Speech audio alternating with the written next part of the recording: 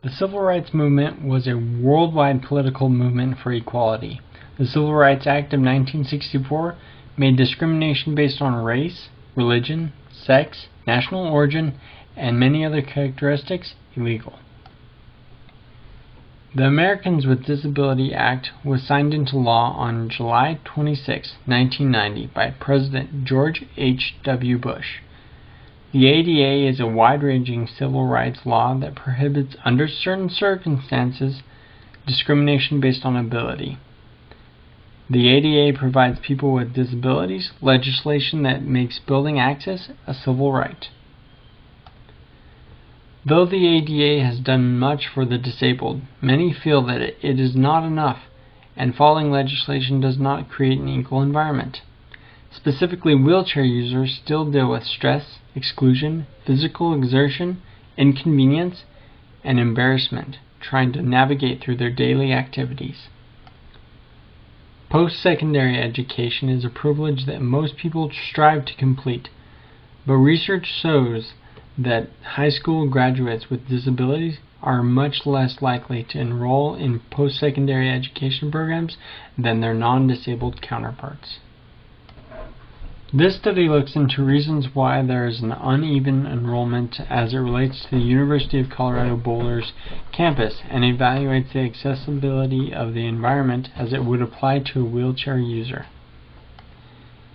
This study will evaluate 4 aspects relating to wheelchair accessibility in the existing built environment. The aspects consist of 1. Building access, 2. Campus layout, 3. Building design, and 4. Inclusive spaces. The access to buildings.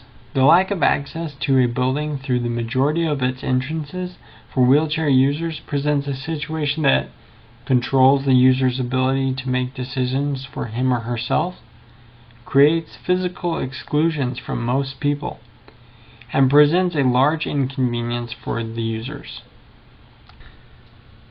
Taking a look at the Engineering Center on the University of Colorado's campus, a 530,000 square foot building built in 1965 shows that the main building has 23 doors to the exterior, but more than half are not accessible to wheelchair users. In this example, the wheelchair user of the university receives few options and choices to access the facility. When denied access to a building due to lack of a ramp or your inability to open a door due to sheer weight and no automatic door button, access problems become difficult to deal with day after day.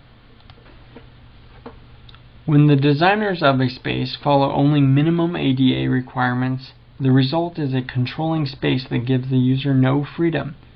Safety also becomes an issue when the only access point into a building is through a dark alleyway around the back of the building. A proposed resolution for these problems is to add or retrofit every entry with a ramp, automatic door, and sufficient lighting, allowing the wheelchair user to enter the building from the front and with a door that will open for them. The campus layout. The campus of the University of Colorado is placed on a massive 786 acres of land. Navigating a wheelchair through campus can become quite an obstacle by itself.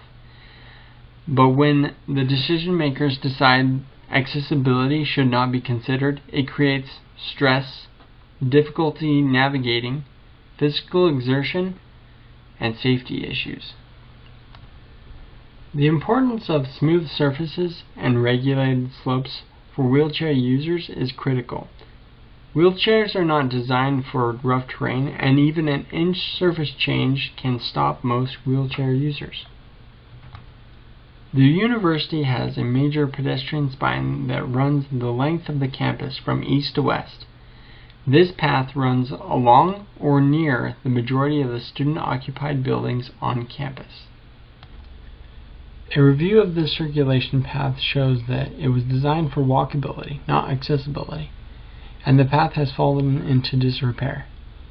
There are 46 entryways that open to the path.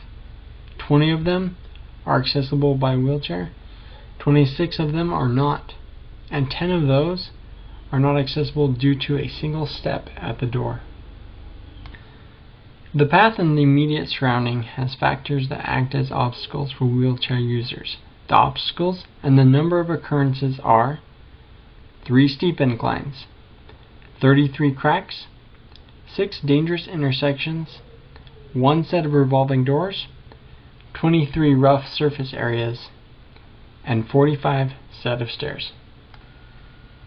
A proposed response for these problems is to fix inclines that are too steep, stay on task on repairing cracks and rough surfaces on sidewalks, post signage for dangerous intersections, use ramps whenever possible, provide alternative forms of egress that are wheelchair friendly. Building design. All buildings have the ability to limit the access and freedom of its users. Buildings also have the ability to limit the type of user from access and freedom.